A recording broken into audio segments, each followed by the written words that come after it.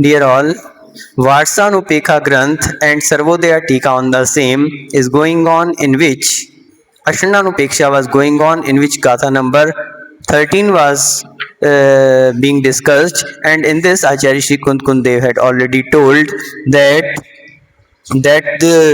these four aradhanas, that is samdarshan, samyak gyan, samyak charitra and samyak tap, they all stay in the our soul. And in this context we were discussing the meaning of samaktam, that is the right belief. In this context, yesterday we see the quotations from Rajvartik, and in which it was told that the darshan, that is a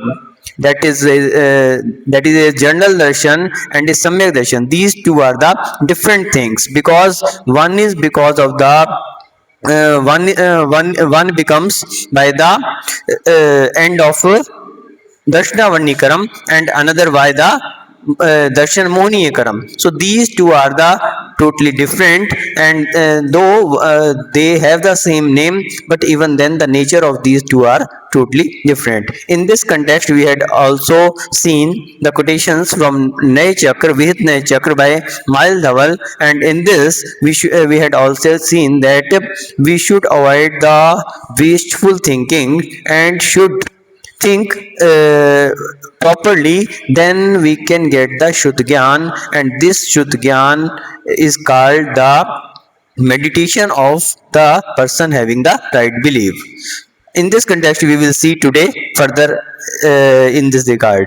बंधुओं, परम पूज्य आचार्य श्री विराग सागर जी महाराज जी द्वारा रचित सर्वोदया टीका, जो कि वार्षानुपेक्षा नामक ग्रंथ पर लिखी गई है, 12 अनुपेक्षाओं के अंतर्गत पहली अनुप्रेक्षा जो कि अध्रुवानुपेक्षा है वो पूरी हो चुकी है, और अभी दूसरी अनुप्रेक्षा अशरणानुपेक्षा चल रही है, जिसमें गाथा नंबर 13 का यहाँ पर वर्णन चल रहा है।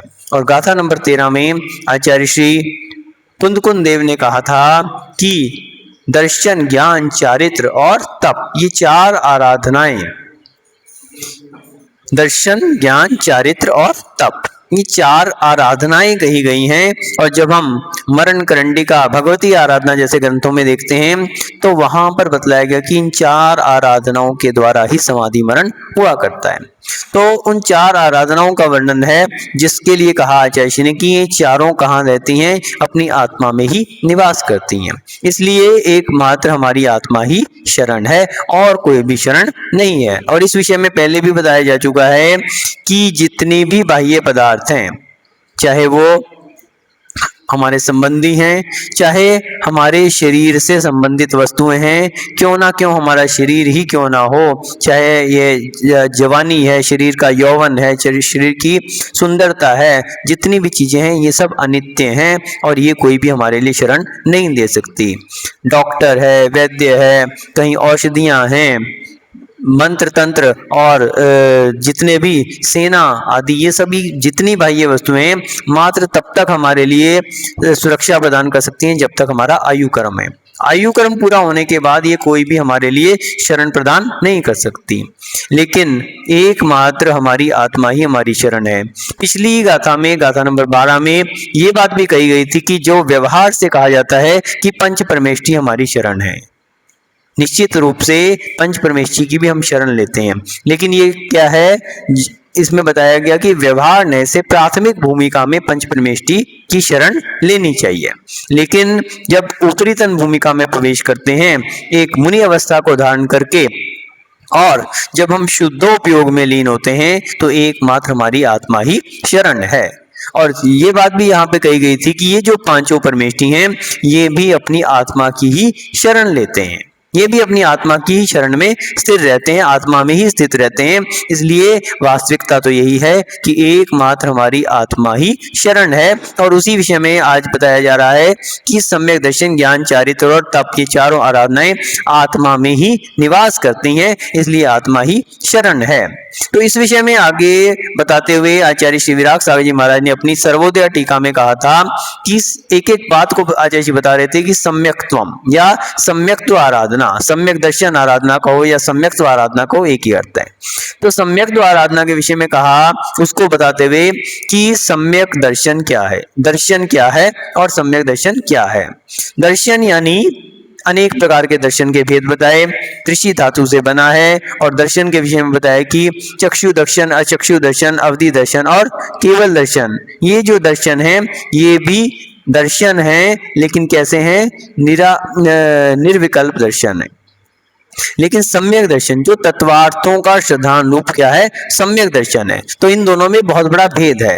एक दर्शन जो है, जो कि सामान्य दर्शन है, वो दर्शनावरणी कर्म के क्षोभशम से हो रहा है, और जो सम्यक दर्शन है, जो तत्वार्थ श्रद्धानम सम्यक दर्शनम कहा जाता है, तत्वों के यथार्थ श्रद्धान रूप जो सम्यक दर्शन है, वो दर्शन मोहनीय कर्म के क्षोभशम से, एक दर्शनावरणी कर्म के क्षोभशम से, और एक दर्शन मोहनीय कर्म की जो दर्शनावरणी प्रकृति है उसके क्षोभशम से ये सम्यक दर्शन हो रहा है। तो यहाँ पर राजवार्तिक में इस विषय में जो बतलाया गया था वो भी इनका भेद बताया था, और बृहद चक्र में भी ये कहा गया था कि बाह्य चिंताओं को छोड़कर ज्ञान का चिंतन करने से शुद्ध ज्ञान होता है, वही ज्ञान संवित्तिगत होने पर सम्यक दृष्टि का ध्यान कहा गया है, और लक्षण के द्वारा अपने लक्ष्य का अनुभव करते हुए जो सुख होता है उसे संवित्ति कहते हैं। यह संवित्ति समस्त विकल्पों को नष्ट करने वाली होती है।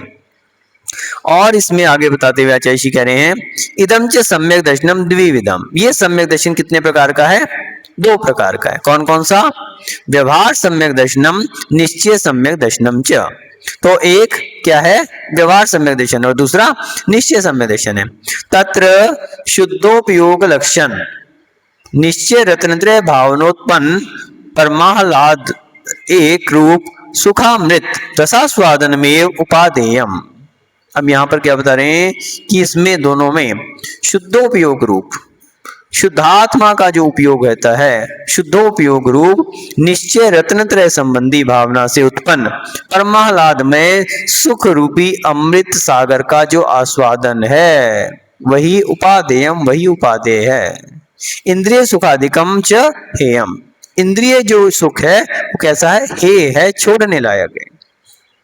वास्तविकता तो यह है कि जब व्यक्ति को आत्मा का स्वाद आने लगता है, आत्मानुभूति हो जाती है, आत्मरस का जिसने स्वाद चख लिया, अब उसके लिए इंद्रिय सुख कोई महत्व ही नहीं रखता। अपन वक्तामन में पढ़ते हैं ना कि क्षीरोदधि का जिसने जलपान कर लिया, अब उसके लिए कालोदधि का पानी पीना पसंद नहीं होता। उसी प्रकार से जिसने आत्मरस का आस्वादन ले लिया, अब उसे इंद्रिय सुखों में आनंद आ ही नहीं सकता। तो उसके लिए तो एकमात्र निज आत्म सुख में ही उसकी अनुभूति में आनंद आता है। और दूसरी बात यह भी है कि आत्म सुख ही वास्तविकता में उपादेय है। आत्मा का कल्याण आत्म सुख की प्राप्ति में है, ना कि इंद्रिय सुख में। इंद्रिय सुख तो हे है, छोड़ने लायक है। इति रुचि रूप वीतराग चारित्र अविनाभूतम वीतराग सम्यक्त्वाद विधानम निश्चय सम्यक्त्वम भवति। तो यहाँ जो बात की जा रही थी, दो प्रकार का सम्यक दर्शन, एक निश्चय सम्यक दर्शन और एक व्यवहार सम्यक दर्शन। तो सबसे पहले निश्चय सम्यक दर्शन का लिए बता रहे हैं कि निश्चय सम्यक दर्शन क्या है। बोले शुद्धोपयोग लक्षण वाला, जिसमें शुद्धोपयोग होता है। निश्चय रतंत्रयात्मक भाव। अब देखिए, निश्चय रतंत्रय भावना, निश्चय रतंत्रय, निश्चय रतंत्रय से क्या अर्थ है, एक व्यवहार रतंत्रय और एक निश्चय रतंत्रय। व्यवहार में तो सम्यक दर्शन सम्यक ज्ञान तो एक साथ होते हैं, लेकिन सम्यक चारित्र भजनीय है। हो भी सकता है, नहीं भी हो सकता। किसी के लिए सम्यक दर्शन उत्पन्न हुआ तो उसका ज्ञान क्या हो गया, सम्यक पने को प्राप्त हो गया। तो सम्यक दर्शन और सम्यक ज्ञान तो एक साथ होते हैं, लेकिन चारित्र आवश्यक नहीं है कि तुरंत की तुरंत धारण कर ले। लेकिन निश्चय रत्नत्रय एक साथ ही रहते हैं। उसमें चाहे आप निश्चय सम्यक दर्शन कहो तो भी तीनों आगे, निश्चय सम्यक ज्ञान कहो तो भी तीनों आगे, और चाहे निश्चय सम्यक चारित्र कहो तो भी तीनों का ही समावेश है। निश्चय रत्नत्रय का अर्थ है कि निज आत्म स्वरूप में उसी के अंदर रुचि होना, उसी का ज्ञान होना और उसी में आचरण करना, तीनों एक साथ होते हैं। उसमें कहीं भेद नहीं रहता, समय भेद नहीं रहता, एक साथ होते हैं, तो वो कहलाता है निश्चय रत्नत्रय। क्योंकि जब व्यक्ति शुद्धोपयोग की भूमिका में डूबता है और निज आत्म रस का अनुभव करता है, उसी में उसकी रुचि होती है, उसी में उसमें आत्मा का ही वास्तविकता में ज्ञान होता है, आत्मा के जो उसके गुण हैं उसी में उसका उपयोग लगा हुआ होता है, और साथ में उसी में उसका आचरण होता है, एकमात्र वो निज आत्मानुभूति का ही उसमें आचरण करता है। तीनों काम एक साथ हो रहे हैं वहां पर कोई भी समय भेद है ही नहीं, तो इसलिए कहा निश्चय रत्नत्रय, तीनों एक साथ होंगे।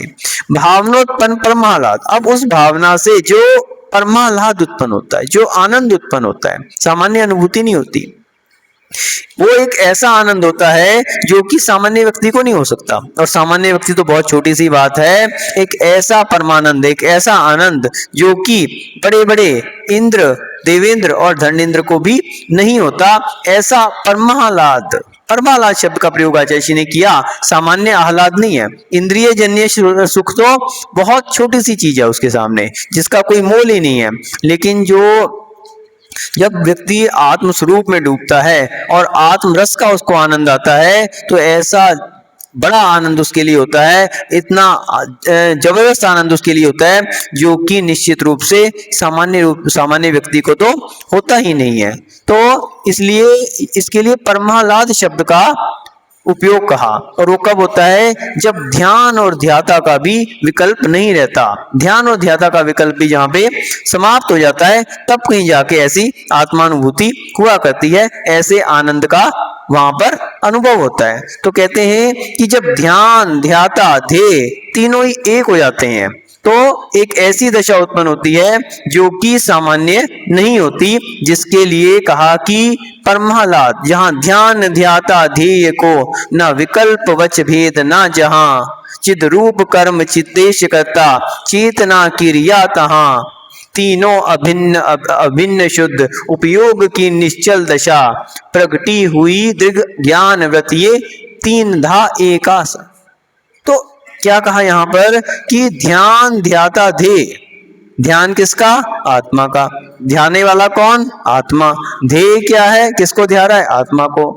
तो न विकल्प, कोई भी विकल्प नहीं, द्वैत का काम ही नहीं रहा, अद्वैत संबंध हो गया, ध्याने वाला भी आत्मा, ध्याया जा रहा है आत्मा को, और ध्येय भी आत्मा, उसका ध्यान का विषय क्या बन रहा है, वो भी आत्मा ही बन रही है, तो कोई भी भेद वहां पर नहीं रहता। ऐसा चित भाव कर्म चिद्रेश करता, एकमात्र चित भाव, आत्मा का ही चेतन भाव जो है, और चिद्रेश करता, वही आत्मा ही करता है, चेतना क्रिया तहां, यानी चेतना रूपी क्रिया हो रही है। तीनों की अभिन्न दशा है, उसको भिन्न भिन्न नहीं कर सकते, अभिन्न और अखिन्न शुद्ध उपयोग की दशा, निश्चल दशा, कहीं उसमें कोई भी किसी प्रकार की भिन्नता नहीं है, तीनों एक ही हैं, और अखिन्न आनंद, अपूर्व आनंद जिसमें प्राप्त हो रहा है, ऐसा जो है वहां पर प्रगति, जहां दृग ज्ञान व्रत ये तीन था एक दा का, कहाँ का, दृग यानी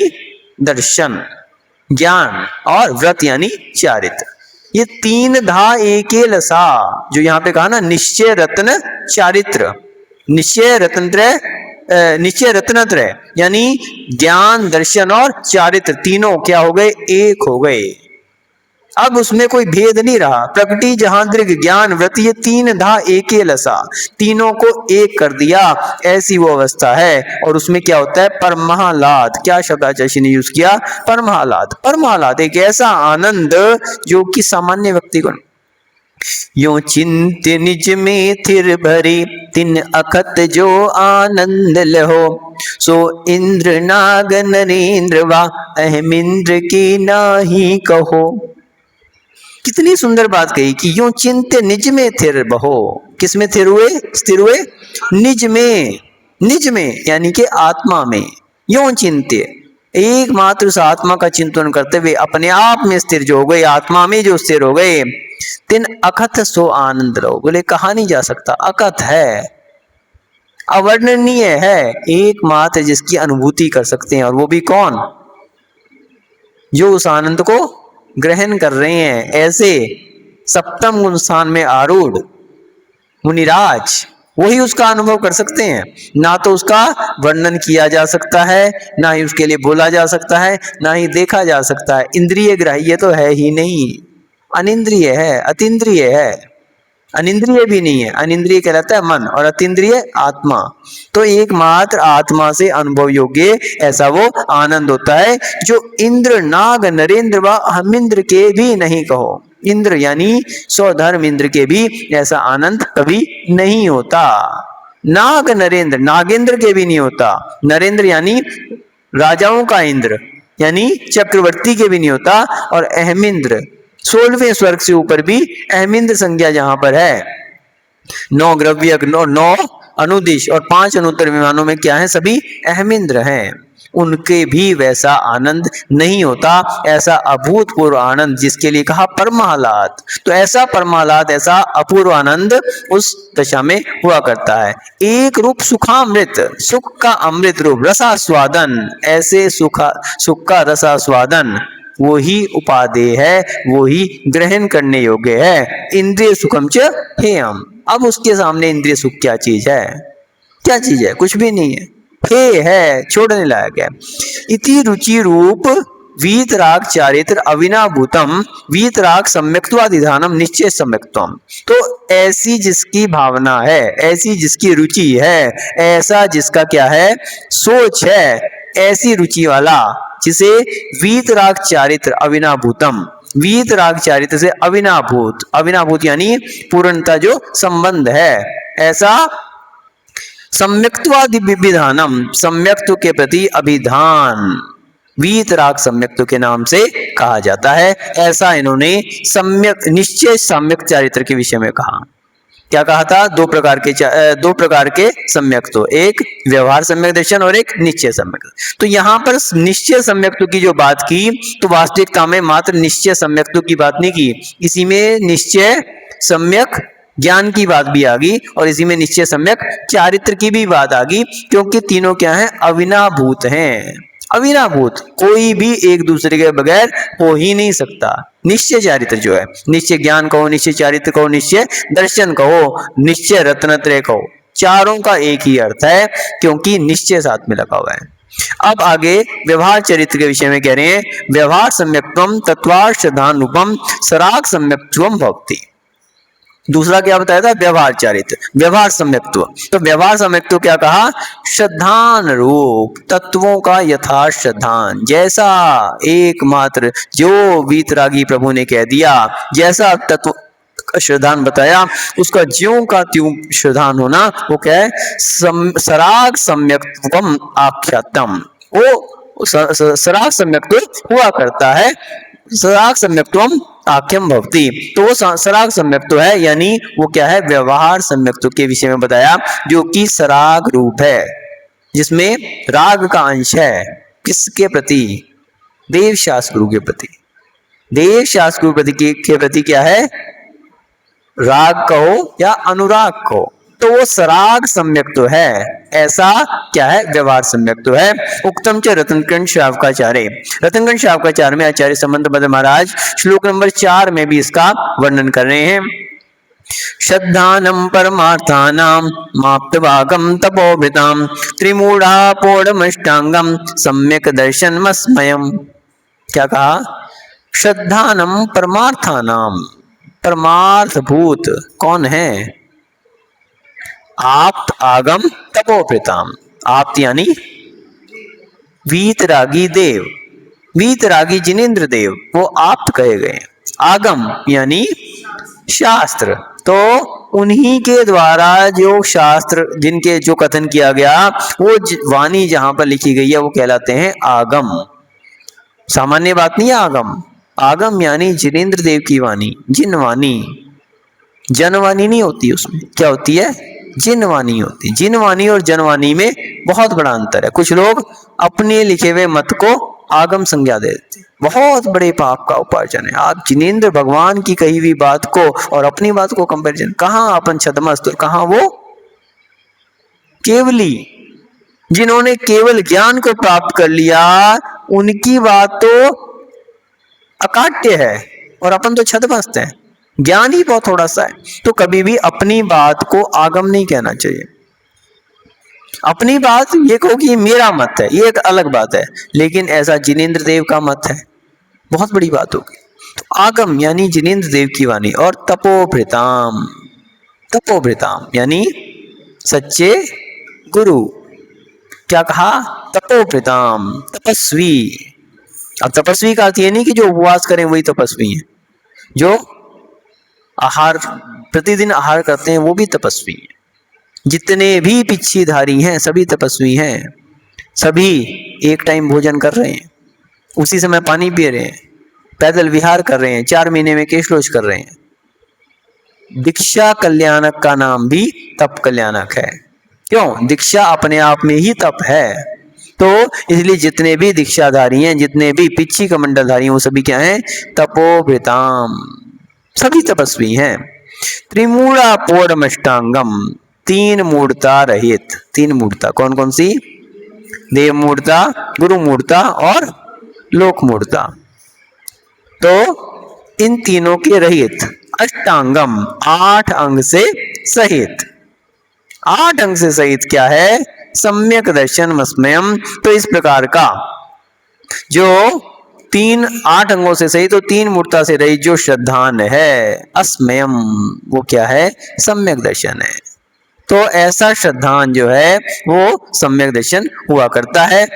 तीर्थंकर आदि नाम गृहस्थावस्थायां च व्यवहार सम्यक्त्वेन तेषां सम्यक्त्वं चारित्र मोहोदयेन अस्थिरं भवति इति कारणं तस्य पूर्णतो वीतराग चारित्र युक्तायाम अभावात्।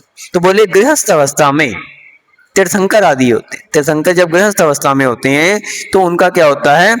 सम्यक्त्व भी, व्यवहार सम्यक्त्व भी है। क्यों?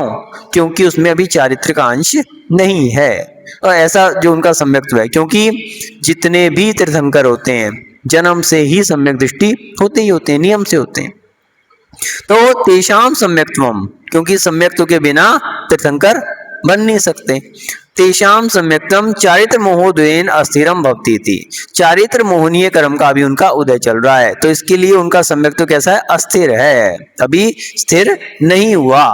चारित्र मोहनीय कर्म के वजह से जिनका सम्यक्त्व स्थिर नहीं रह पाता, उनके इसके कारण क्या कहा? क्योंकि चारित्र मोहनीय कर्म के उदय से उनका सम्यक्त्व स्थिर नहीं रह पाता, इसलिए उनके वीतराग चारित्र की पूर्णता नहीं होती। तो वीतराग चारित्र यानी परम चारित्र जिसके लिए कहा, तो उसकी अभी अयुक्तता है, उसका अभाव, यानी वो युक्त नहीं है उससे, इसलिए उसका अभाव है। इसलिए कहा कि चारित्र मुनि की वजह से उनका सम्यक्त्व स्थिर नहीं रह पाता, इसलिए उनके वीतराग चारित्रता की पूर्णता नहीं होती। इस प्रकार से यहाँ पर आचार्य जी ने सम्यक दर्शन के विषय में बताया, और आगे परमात्म प्रकाश में, परमात्म प्रकाश की टीका में भी इस विषय में बहुत अच्छा खुलासा किया गया है, जिसके विषय में अपन और आगे देखेंगे। यहाँ पर इस प्रकार से आचार्य जी ने बहुत सुंदर शब्दों में सम्यक्त्व के विषय में, और उसमें भी निश्चय सम्यक्त्व क्या है और व्यवहार सम्यक्त्व क्या है उसका कहा, और आगे सराग सम्यक्त्व क्या है इस विषय में विषय चल रहा है, जिसके विषय में और आगे परमात्म प्रकाश में क्या कहा गया है और ग्रंथों में इस विषय में क्या आया है, उस विषय में भी अपन आगे चर्चा करेंगे। ओम नमः सिद्धेभ्य।